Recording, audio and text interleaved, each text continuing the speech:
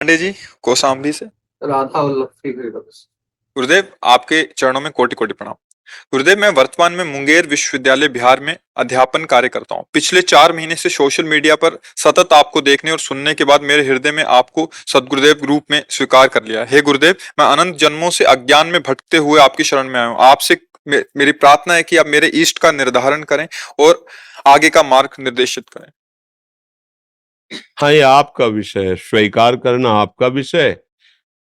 आप जितनी जोर की स्वीकृति करते जाएंगे उतने आप बदलते चले जाएंगे। अब अगर आप ये चाहते कि इधर से इष्ट का संकेत हो तो हम खुली बात कहते हैं कि हम तो वृंदावन वासी हैं, राधा चरण उपासी हैं। राधा राधा राधा राधा वल्लभ श्री हरिवंश हमारे जीवन का यही सार है। इसीलिए हम सबको कहते हैं कि नाम अपनी रुचि अपने गुरुदेव की आज्ञा के अनुसार जपो। बकाया नाम नाम इसके सिवा और कुछ नहीं है। जो कुछ है नाम है। ये हम केवल भावुकतावश नहीं बोल रहे, अपने जीवन की सार बात बोल रहे। ये ऐसी चीज तो है नहीं कि हम तुम्हें खवा सकें या दिखा सकें। सत्य बात तुमको कह रहे हैं। सब साधनाओं के अंगों का ज्ञान है गुरु कृपा से। क्योंकि ऐसे कुल में जन्म हुआ था जहां शास्त्र ही बचपन से पकड़ाए गए थे, जहां शुरू से संध्या गायत्री आदि का आदेश दिया गया था। प्रातः काल अगर 4 बजे नहीं उठे बच्चे हैं, स्नान कर, सूर्य अर्घ्य दे, चल दिनचर्या कर। जहां शुरुआत से ही शिक्षा मिली थी। पर आज जाके जो समझ में आया है वो केवल इतने समझ में आया कि अगर जीव नाम को पकड़ ले बस महान बन जाएगा वो। नाम हमारे हृदय से पूछो तो नशेबाज को अपना ही नशा, जुआरी को अपना ही दांव सूझता है। तो हमारा तो जीवन ही है राधा राधा राधा। अब आप जैसा चाहे वैसा कर लिए।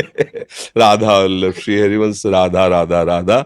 बकाया हम ये नहीं सबको कहते, हम सबको यही कहते हैं कि तुम्हें जो प्रिय हो, जो तुम्हें गुरुदेव ने आदेश किया है, सब नाम महान है, उन नाम कर। पर हमसे जब पूछोगे छाती की बात आप क्या, तो फिर हम तो गुलाम हैं। हम अपने मालिक का यश गाते हैं। श्यामा श्याम श्यामा श्याम, राधा राधा राधा, ये हमारा जीवन है। अब जिसको जैसा वो स्वीकार करें। पूज्य गुरुदेव, आपके चरणों में कोटि कोटि नमन। महाराज जी, मुझ अदम से व्यभिचार, नशा, हिंसा, झूठ जैसे अपराध होते रहे हैं। कुसंग का इतना प्रभाव था कि बूढ़े पिता की सेवा करने का बिल्कुल भी भाव नहीं बना पहले। अब वो शरीर से नहीं रहे। अब बहुत घुटन होती है जब से आपका सत्संग सुना है, और प्रायश्चित की भावना होती है कि अब पिताजी की सेवा कैसे कर सकता हूँ। महाराज जी, इसका कर सकते हो। आचरण सुधार लो और नाम जप करो तो सबके रूप में श्री भगवान ही आते हैं। चाहे वो माँ हो, पिता हो, भाई हो, बंधु हो। शरीर अलग अलग दिखाई देते हैं पर तत्व रूप में भगवान सबके हृदय में बैठे थे। जब आप अच्छे आचरण करोगे और मन में ग्लानि होगी, जो आपने अभी बताया, अब लो नशानी अब ना नशे हो। अब तक गलती हुई, मुझे मार्ग का पता नहीं था। संत कृपा से, शास्त्र कृपा से मुझे जो पता चला, अब मैं वो गलती नहीं करूंगा। और नाम जप कीजिए तो इससे माता पिता जहां भी होंगे, जिस शरीर में होंगे, उनका मंगल होगा और अंततो गत्वा उनका परम कल्याण हो जाएगा। हमारे शास्त्र तो कहते हैं 21 पीढ़ी तर जाती है, फिर माता पिता तो बहुत नजदीक पड़ते हैं। इसलिए नाम जापक अपने माता पिता की क्या, 21 पीढ़ियों की क्या, सातरति सातरति सा लोकांतारयति।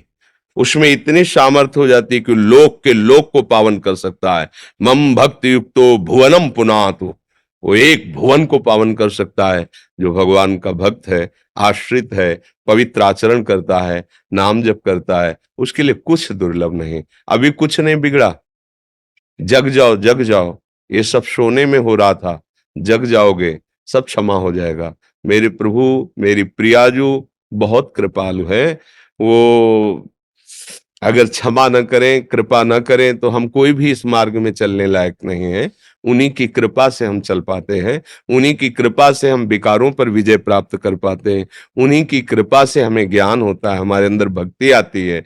बस उनकी कृपा है। उन्हें चाहे गुरु बोलो, चाहे साहब बोलो, चाहे आराध्य देव बोलो, किसी भी नाम से बोलो, वही है, दूसरा कोई नहीं है। खूब अच्छी समझ आ गई, बड़ी कृपा हुई। अब नाम जप करो और गलतियां भूल कर अब वो मत करो जो की है। आगे प्रभु ही संभालते हैं, उन्हीं का बल काम करता है, पर अपना निश्चय भी होना चाहिए। अपना दृढ़ निश्चय हो तो प्रभु की कृपा बहुत जल्दी हमारे अंदर दिव्यता ला देती है। कृपा ऐसी है कि वो कृपा करते करते कभी आघाती ही नहीं। जासु कृपा नहीं, कृपा कृपा आघाती, जो कृपा करते करते कभी आघाती ही नहीं। इसलिए खूब नाम जप करो, अच्छे भोजन करो, जो निषिद्ध है उनको मत खाओ, ऐसे लोगों का संग मत करो जिनके कारण हमें बुराइयों में उत्साह बढ़ता है करने का, ऐसा संग मत करो। जब आप सत्संग सुनेंगे तो सत्संग का यही फल है जो आपके अंदर भाव आया कि हमें अपनी बुराइयां बुराइयां नजर आने लगे। होता क्या है, बुराइयां तो हम सबके अंदर होती हैं, पर बुराइयां बुराइयों के रूप में हम नहीं देख पाते। ये तो गुरु वाणी की कृपा, संत वाणी की कृपा, शास्त्र की कृपा कि हमें अपनी बुराइयां बुराई रूप में नजर आ जाए, फिर वो टिकेगी नहीं। बस बात समझो, जब हम बुराई को बुराई रूप से ना देखकर स्वीकार करते हैं तो हम खूब गंदे आचरण करने लगते हैं। जब बुराई को बुराई रूप से हम जान लेते हैं, फिर वो हमारे हृदय में टिकेगी नहीं, पक्की बात। हृदय में इतनी जलन होगी कि लगेगा अब नहीं, अब तो चाहे शरीर छूट जाए पर अब ये नहीं करूंगा। बस इतना तुम्हारा दृढ़ निश्चय हुआ, वो टिक नहीं सकती, क्योंकि वो असत वृत्तियां हैं, वो सत नहीं है, वो असत है। असत वृत्तियों की कोई सत्ता नहीं है। भगवान ने कहा है ना असतो विद्यते भाव, ना भाव विद्यते सता। असत की सत्ता नहीं और सत का कभी अभाव नहीं होता है। खूब नाम जप करो।